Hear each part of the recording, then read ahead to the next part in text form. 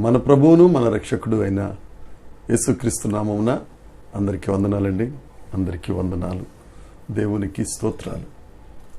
సర్వకృపానిధి అయిన దేవుడు, సర్వోన్నతుడైన దేవుడు మనలందరినీ ప్రేమించి మనకు అనుగ్రహించిన ఈ నూతన దినాన్ని బట్టి సమస్త మహిమ ఘనత ప్రభావములు యేసయ్యకే చెల్లునుగాక.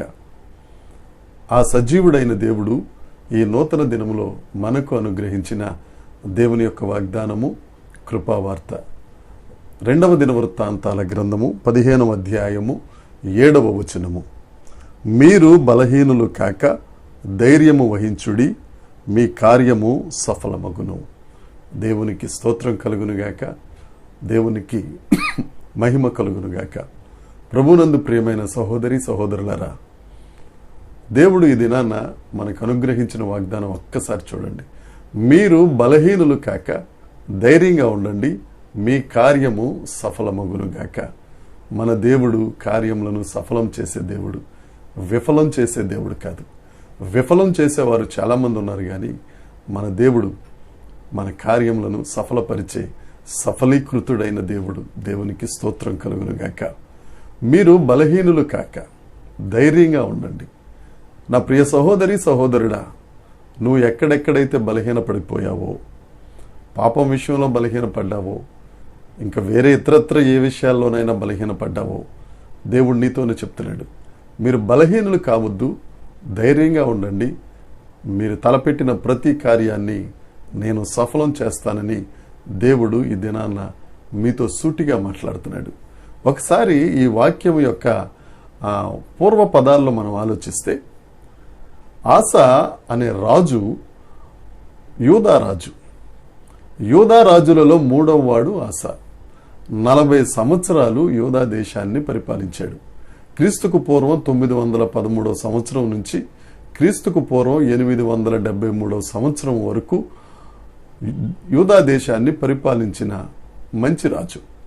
అయితే ఈ ఆసా దినాలలో ఒబేదు కుమారుడైన అజర్యా అన్న ప్రవక్త ఆసా దగ్గరకు వచ్చి దేవుని వాక్కుగా చెప్పిన మాటలు ఈ 2వ దినవృత్తాంతాల గ్రంథం 15వ అధ్యాయంలోని మాటలు. ఏం చెప్తాడంటే, అజర్యా, మీరు దేవుని పక్షాన వహిస్తే దేవుడు మీ పక్షాన వహిస్తాడు. మీరు దేవుణ్ణి గణపరిస్తే దేవుడు మిమ్మల్ని గణపరుస్తాడు.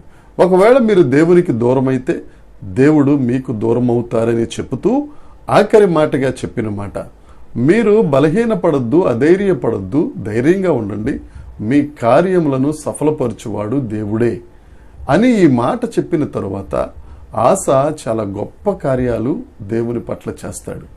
దేవుణ్ణి సేవించే విషయంలో కానీ, దేవుణ్ణి పూజించే విషయంలో కానీ, దేవుణ్ణి ప్రార్థించే విషయంలో కానీ ఆస చాలా గొప్ప నిర్ణయాలు తీసుకుంటాడు. ఆస కాలంలో యుద్ధాలు లేకుండా ప్రజలందరూ సురక్షితంగా ఉంటారు.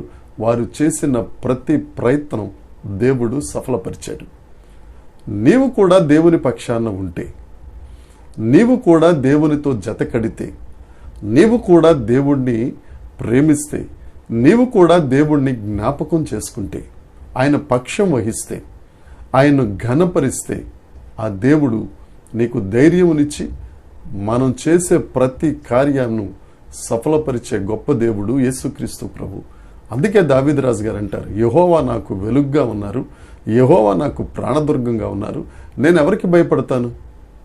ఆయన మనకు వెలుగ్గా ఉండే దేవుడు, ప్రాణదుర్గంగా ఉండే దేవుడు, మన పక్షమును ఉండే దేవుడు, మనకు ధైర్యాన్ని ఇచ్చే దేవుడు.